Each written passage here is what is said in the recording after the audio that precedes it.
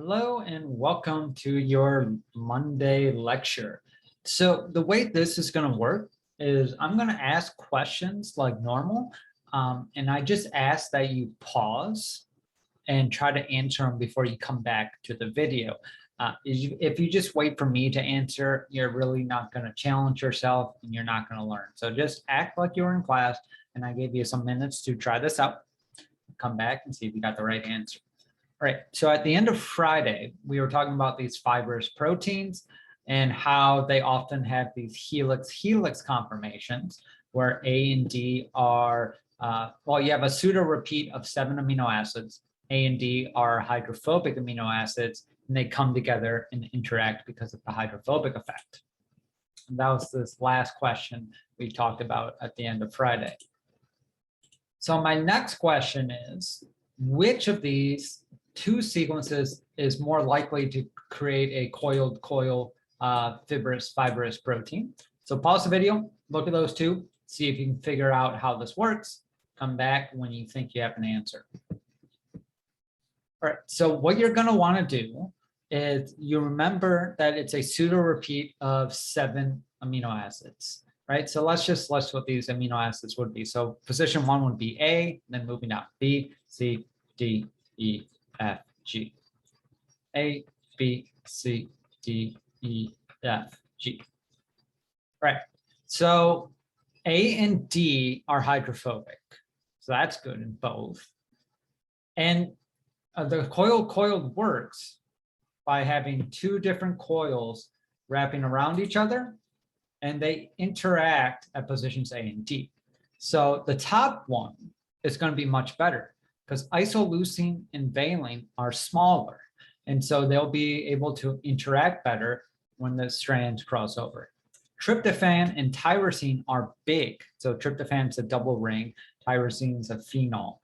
And these will be really too big to interact properly, so you're probably not going to form a coil protein in your second peptide. And the other type of fibrous protein I want to talk about is collagen and keratin. So let's start with keratin over here. And what keratin is that you have a coiled structure as well. So you have 2 peptides, green and purple here.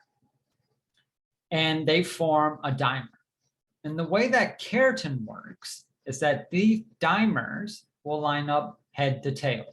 So if I can draw that out, you have N terminus, C terminus, and that interacts with different N, different C, and C, so on and so forth. And when you have, and this is called a protofilament, when you have this type of structure. Now, when 2 protofilaments come together, it forms a protofibril.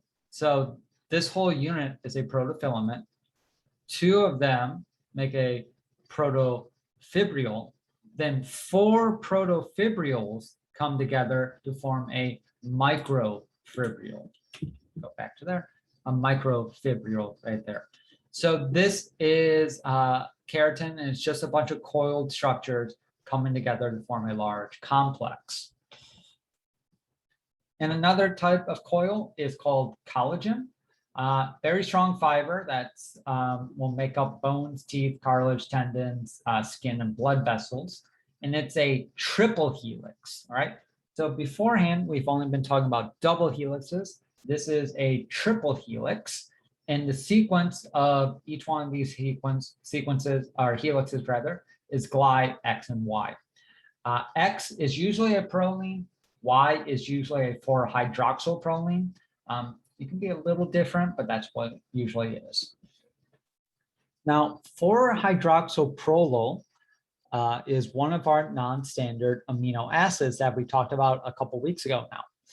And since we don't have DNA to code for HIP, we have to create an enzyme to make HIP. And the enzyme that makes HIP, the way it works is that it has vitamin C in the center of it. And this is what is part of the protein to catalyze that conversion from pro to HIP. Now, if you don't have vitamin C in your diet, what will happen is that you will not make 5-hydroxyproline. You will not make collagen, or you'll make very weak collagen. And what will happen is that your teeth will start to fall out, your skin will start to get very saggy. And this was actually a common disease of pirates and seafaring people who were out on the ocean for months, didn't have fresh fruits, and so they'll get scurvy. And fun little fact, one thing the British soldiers did is that on ships, they would bring limes and just suck on limes. And this actually helped to prevent collagen before they even knew why that was. And so a term for British people would be liming.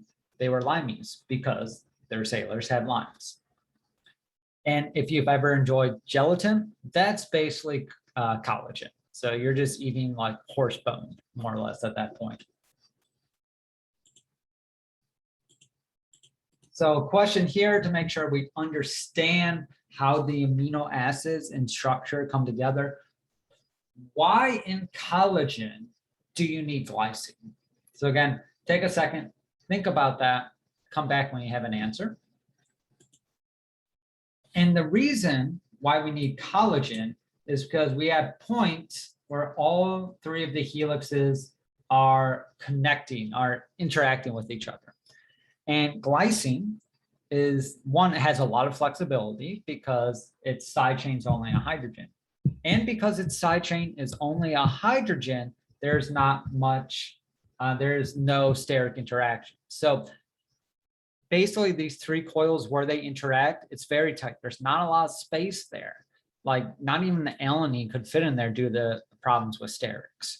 So with just a hydrogen can fit in there and you won't have steric interactions. And that's why you need glycine at that position. And with that, that was the end of Friday's lecture. Let me move on to the lecture I have for today, which is right here. No, I don't need Slido for this. Let's go to presentation mode. There we go. Right, so we've talked about primary structure. We talked about secondary structure. Now we're going to talk about tertiary structure. And tertiary structure is the overall 3D conformation of one protein chain. And we're just going to talk about, to begin with, how you actually find tertiary structure. What technique can you use? And the first technique is called X-ray crystallography. And what you do here is you get very high concentration of protein, and you're trying to make a pure protein crystal. That's what's being shown here. This is a crystal of protein. And this is very hard to do, right? When you're first starting a protein, you have no idea what conditions will make a pure protein crystal, like what solution, what temperature, what other salts do you need, what concentration of protein. So that's why I have lots of trial and error here. You need hundreds and hundreds, if not thousands of different conditions before you find the one that'll actually crystallize your protein. Then when you have your protein in a crystal, what you do is you shoot it with an X-ray. You do this while the crystal is spinning in 360 degrees. This is usually done at synchrotrons. So if you don't know what a synchrotron is, it's basically a giant circle that you shoot electrons around, and you have the electrons collide, and you will create, you'll break down like atoms and electrons doing that, so you can understand the atom better. So this is used by physicists. And a nice thing about these is that since you have these atoms and electrons going so fast, at right angles, very strong X-rays will come off of the synchrotron. And you'll have buildings at these right angles that chemists and biochemists use to harness those X-rays to get your protein crystals. And so you hit your crystal with X-ray while spinning it, you get what's called a diffraction pattern right here. These dots are telling you that an X-ray hit an atom, because what's happening is that right here, more or less, is where your crystal is, and this is just a film. So anytime that your X-ray goes and hits an atom of the crystal, it will bounce and make a dot. If it doesn't hit anything, it'll just go through, and that's why this first part is just like scorched, too much X-ray. But these dots, what you can do is you can read them into a computer and you'll get this out. This is a 3D representation, these cages, of where electrons are, where atoms are. And what you do is you use your primary structure that you should have already figured out to help determine what these cages are. So for example, you read in your primary structure and you say, okay, at position 137, I have a phenylalanine, so it must go here. Connected at 137, the next is proline. Okay, that must be my next different electron density there. And you basically just tweak your model until your atoms fit these electron density grids well. And that's your overall structure. That's your 3D structure.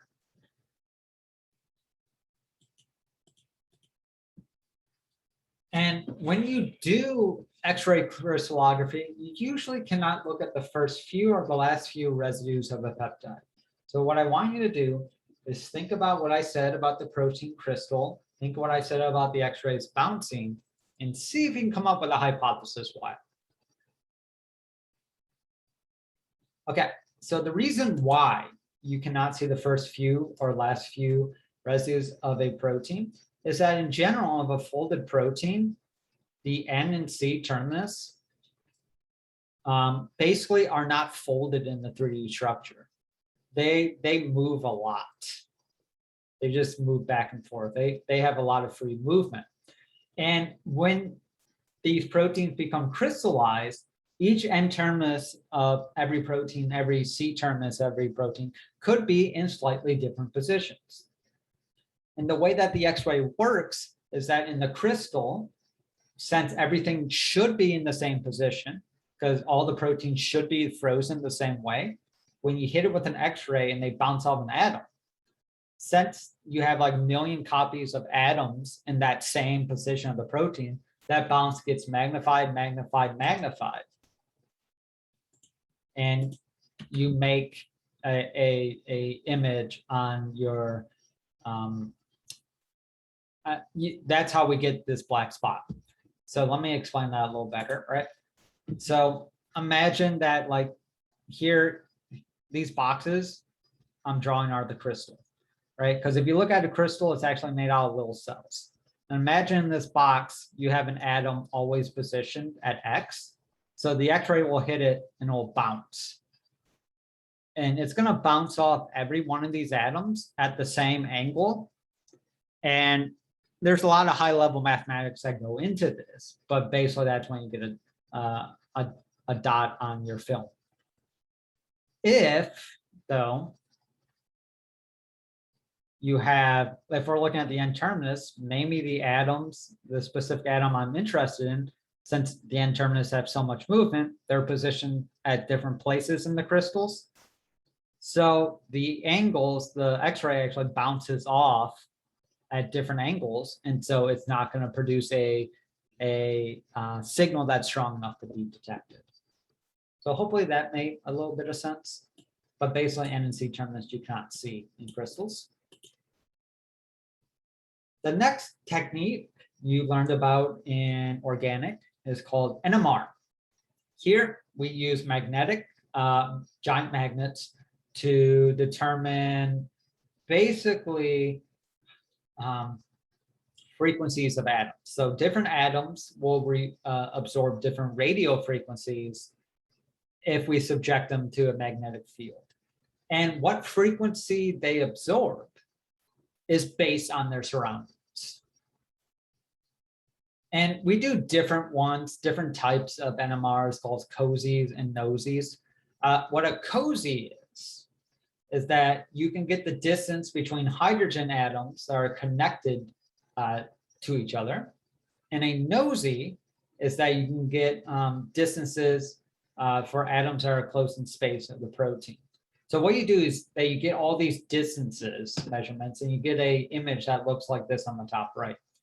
Then you use your primary sequence, you use your chemical knowledge of how things are supposed to react through distances, angles, planarity, chirality, van der Waals, and you can make images like this based on a graph like that.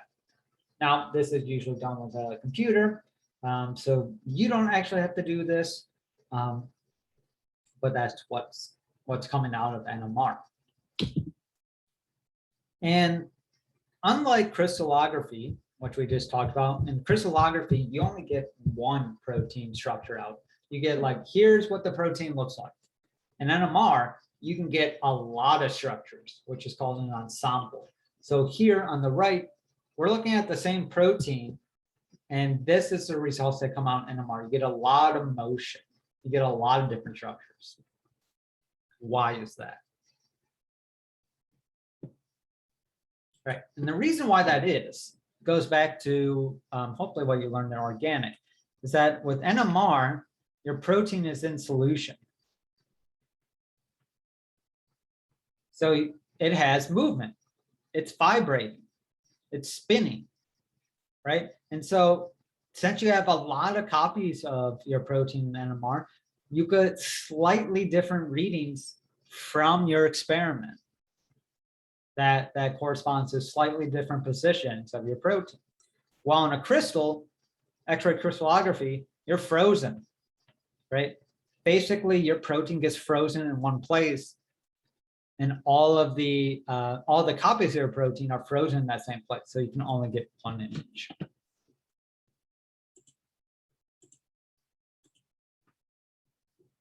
The next type of experiment used to determine what a protein looks like is called cryoem. Here, you take your protein and you freeze it very quickly, like -196. And if you freeze it super fast like this, water doesn't have time to form ice. Instead, it just kind of like stops moving. And since it doesn't form ice, it doesn't expand. And since it doesn't expand, it doesn't destroy proteins that are in the water. And then what you do, you use an electron microscope to image the molecule. So here on the bottom, we have a protein called GROEL, and you can make images like this at the top called apoferritin. This won the Nobel Prize 4 years ago now, this technique in chemistry. And this is really allowing us to look at big structures, big proteins that we weren't able to see with the other two techniques. The other two techniques are limited in, NMR is limited by size. X-ray crystallography isn't limited by size, but it's still hard, very hard to form crystals no matter what. So this technique can be used to just immediately freeze whatever protein you want to see and get an image of what it looks like. And from all these structure determinations, we found some very interesting things about our amino acids. One, non-polar amino acids are on the inside of a protein, which makes sense. Proteins are in water, hydrophobic effect. We also found that charged amino acids are on the outside. Again, this makes sense. You want to interact with water, and these charged amino acids want to interact with other polar molecules, so it's not favorable to be buried. And lastly, what we saw is that if you're uncharged and polar, you're usually on the outside, but you can be on the inside if you're hydrogen bonding with something. And when we look at mechanisms of enzymes, we're going to see that those polar groups play a big role in being catalysts. So here's a couple more questions for you. Again, I'll pause the video, try to answer it, and I'll come back. All right, so we have, which of these is most likely to be buried on the inside of a globular protein? So number one, we have a negatively charged asp. That's probably not good. 2, all non-polar amino acids. That's good. Here, asparagine, glutamine, they're kind of polar, so probably not.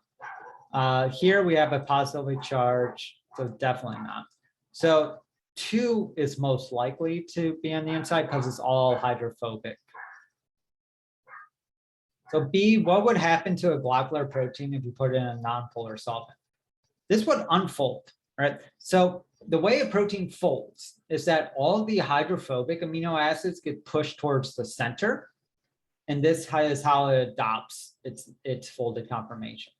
And the only reason they go towards the center is because of the hydrophobic effect. Water does not want to interact with them, so it pushes these amino acids toward the center.